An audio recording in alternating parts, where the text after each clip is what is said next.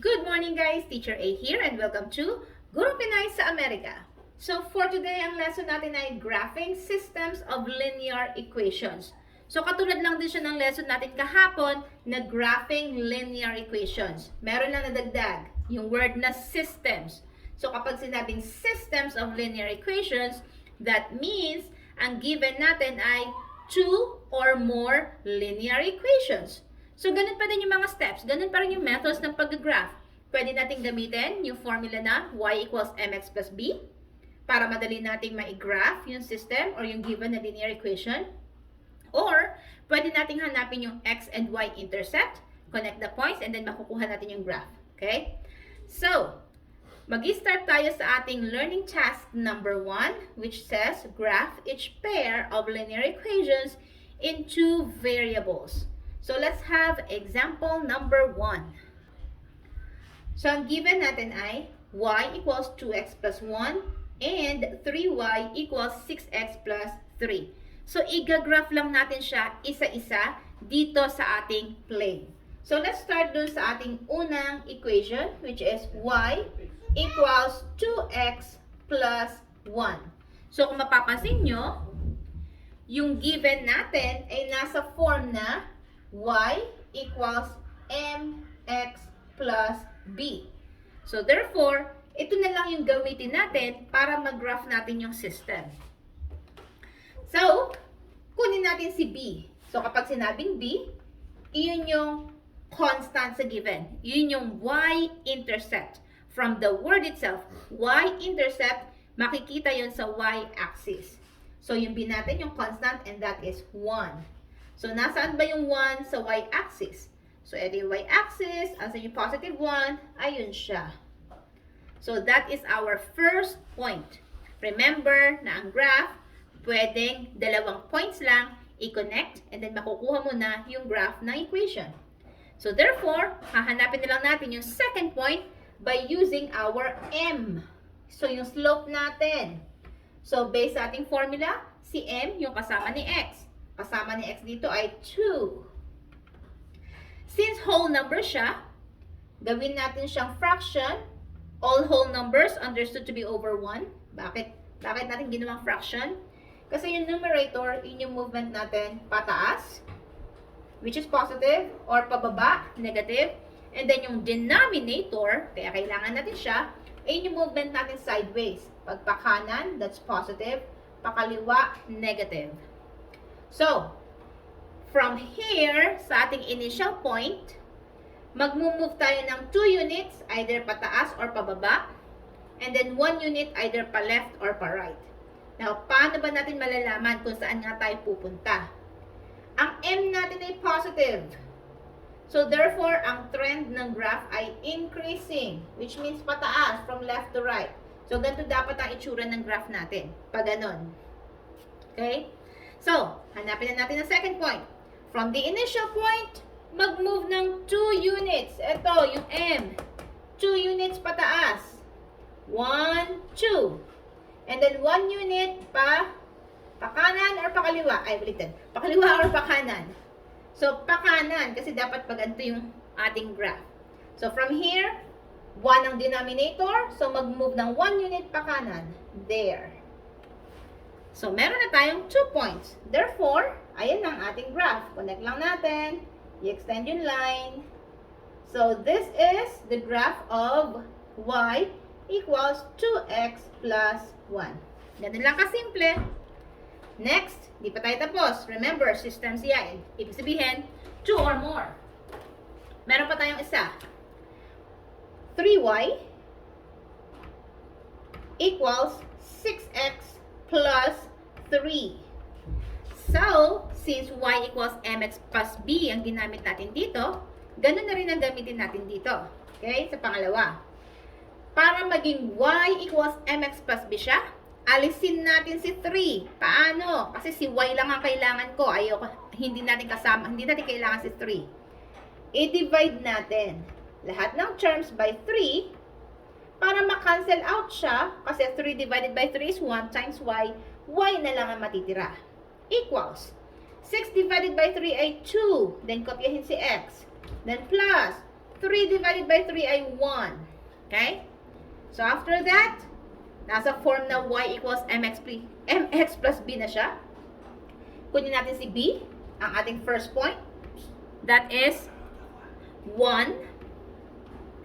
Ibig sabihin, sa y-axis, ipa-plot natin yung 1. Nasaan ba si positive 1? So, ayun. Tanyo kasi pareho sila, oh. So, yung m natin, see, parehong-pareho sila kung mapapansin nyo.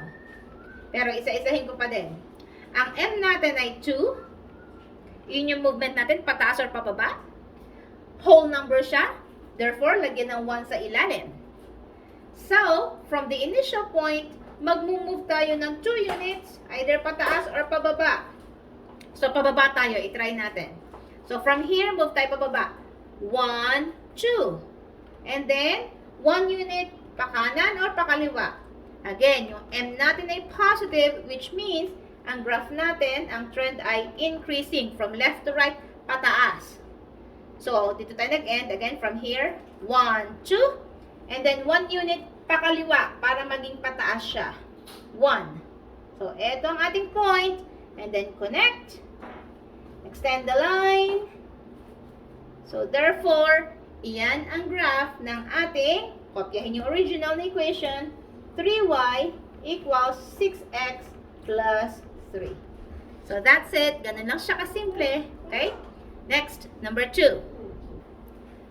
So, ang given natin ay y equals x minus 3 and y equals negative x plus 2.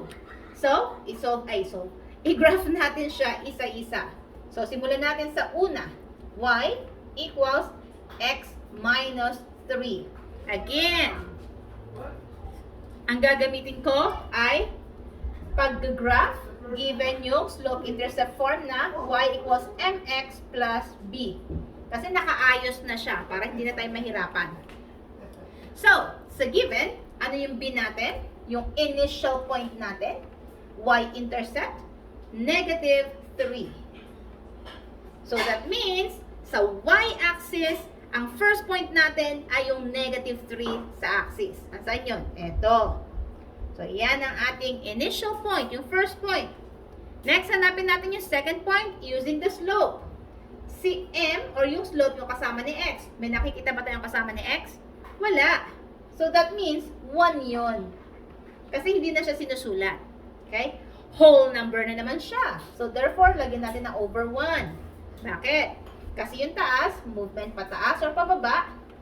Yung denominator, sideways. Kaliwa or pakanan. I-check muna natin yung x natin, yung m natin, kung positive or negative. So, ang m natin ay positive, which means ang graph natin, again, ang trend niya ay increasing, pataas. So, kapag graph natin, kailangan pataas to from left to right. So, basic given, from the initial point, aakyat tayo ng isang unit. Kasi yun ang numerator natin. Again, either umakyat or bumaba, pareho lang yun. Okay? So, 1 unit. So, eto siya. And then, 1 unit ulit, pakanan. Para maging pataas siya. So, from here, 1. From here, another 1 unit. So, therefore, this is our second point. Okay? And then, connect. Extend the line. So, therefore, eto ang graph ng, extend ko pa. Extend, there you go. So, eto yung graph ng y equals x minus 3. Okay? So, ganun lang kasimple. Again, first step, b, then yung m. Next, yung second na given ay y equals negative x plus 2. So, nakaayos na rin siya. Nasa form na y equals mx plus b. So, i-identify na lang ulit natin yung b, yung ating y-intercept, which is yung constant, that's 2. So, ito ngayon yung ating first point sa y-axis. Nasa yung y-axis, ito. Nasa yung positive 2, ayon sa taas. Okay? So, yun ang first point. Second point, gamitin si m. Sino si m? Yung kasama ni x. Sino kasama ni x? Wala tayong nakikita. That means 1 yun. And take note of the sign, it's negative. So negative 1 over 1. Bakit may over 1? Kasi whole number na naman ang given. Okay? So m, pataas or pababa. Yung negative 1, pataas or pababa. And then yung ating denominator, to the right or to the left. Now, paano ang trend ng graph natin? Ang m natin ay negative. So, ang trend ay decreasing. From left to right, pababa siya. So, kailangan ganito maging itsura ng graph natin. Okay?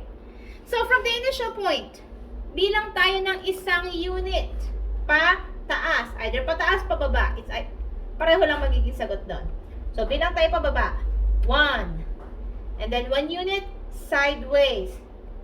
Pupunta ako sa kanan, 1 ulit. Kasi kailangan maging pababa siya. Okay? So, therefore, connect natin. Extend natin yung line.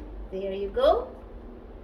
So, ito ang graph ng y equals negative x plus 2. So, ayan ang ating sagot sa number 2. Okay? Next, last example. So, ang given natin ay y equals 2x minus 4 and y equals 2x plus 5. Again, nasa form na y equals mx plus b na siya. So, yun na rin ang gagamitin natin. So, first equation, y equals 2x minus 4. Alin ulit yung ating b? Yung constant, walang kasamang x, negative 4. Anong ibig sabihin ni b?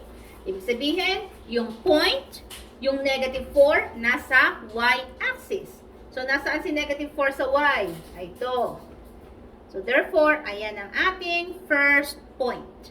Okay? Now, nasaan yung ating second point? Gamitin si m. Si m, si slope, yung kasama ni x. That's 2. Whole number siya. Therefore, lagyan ng over 1. Bakit? Kasi yung numerator, yun yung movement pataas or pababa. And yung ilalim, yung denominator, sideways, to the right or to the left. So, before natin kunin yung second point, ano ulit yung m natin? Positive or negative? Positive siya. So, therefore, ano yung trend? Ano ba yung magiging itsura ng graph natin? Pataas. Kasi positive. Ibig sabihin, from left to right, pataas dapat yung graph natin. Okay? So, from here, pasensya na sa commercial, may nagluluto. So, from here, sa ating initial point, akyat tayo ng 2 units. Pwede naman kayong bumaba. Nagkataon lang na mas malaki yung space ko sa taas. So, akyat ako ng 2 units. We have 1, 2. Dito ako nag-stop. And then, 1 unit pa kanan. Bakit? Kasi nga kailangan pataas yung aking graph. So, from here, ang denominator ko ay 1. So, mag-move lang ako ng 1 unit pa kanan. 1. There. And then, connect. So, 1, 2. Diretsoin ko lang. There you go. So, diretso pa ulit. 1, 2, 1, 1, 2, 1. 1, 2, 1. Yan. Para mas mahaba. So, therefore, ito yung graph ko ng y equals 2x minus 4.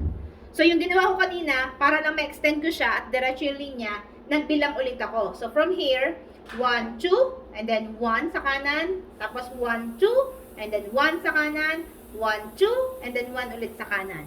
Okay? Kung gusto nyo na maraming points, ganun ang gagawin nyo. Uulit-ulitin nyo lang bilangin yung inyong m. Okay? Next, second point. Y equals 2x plus 5.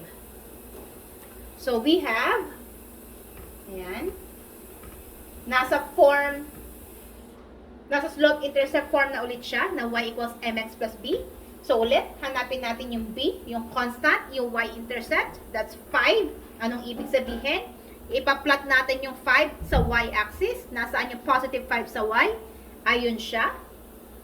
So, that's our first point. Ang second point natin, ang ating m. Ang m natin ay 2. Over, whole number kasi siya, so over 1. Ibig sabihin, 2 units pataas or pababa from the initial point, 1 unit pa kanan or pa kaliwa. Ano bang M natin? Positive siya. Positive. So, therefore, ang trend ng graph natin again ay increasing from left to right. Okay? From left to right, pataas. So, from here, magka-count ako ng 2 units pababa. Ala kasi ako space sa taas, so bababa na lang ako. 2 units pababa, and then 1 unit pa kaliwa para maging pataas siya. Okay? So, from here, count ako. 1, 2, and then 1. Kung gusto ko pa ng mas madami, count ulit ako. 1, 2, and then 1. Kung gusto ko pa ulit, 1, 2, and then 1. 1, 2, and then 1. So, yan. Marami ng points. And then, connect. There you go. So, yung red, yan naman ang graph ng y equals 2x plus 5. So, there you go. Yan ang ating learning task number 1, graphing systems of linear equations. Again, dito sa task natin, since ang given ay nasa slope-intercept form na siya na y equals mx plus b, ang first step natin, i-identify natin si b. Kasi yun ang ating initial point. Ano si b? Y-intercept. Ibig sabihin, ipa-plot niyo yung point na yon sa mismong y-axis, kung ano yung number na yon. Para mahanap yung second point, gamitin yung m. So, kung ano yung given, yung numerator, yun yung movement nyo pataas or pababa. And then, denominator, sideways.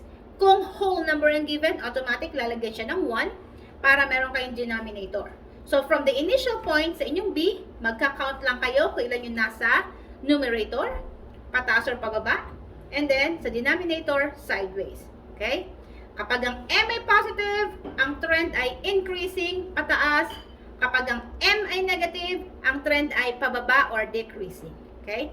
So, that's it. Kung natuto kayo sa aking video, kindly give me a like para i-share to ni YouTube sa iba. And please, if you're not yet a member of my community, I am requesting you to please subscribe and hit the notification bell para updated kayo sa mga videos na gagawin ko. And please like my FB page, same name, Gurong Pinay sa Amerika by Teacher A, para pwede kayong makapag-request ng lesson na gagawin ko ng tutorial video next time. Okay? Pwede kayong magpadala ng picture ng module nyo. Okay? That's it for today. See you on my next video. Paalam!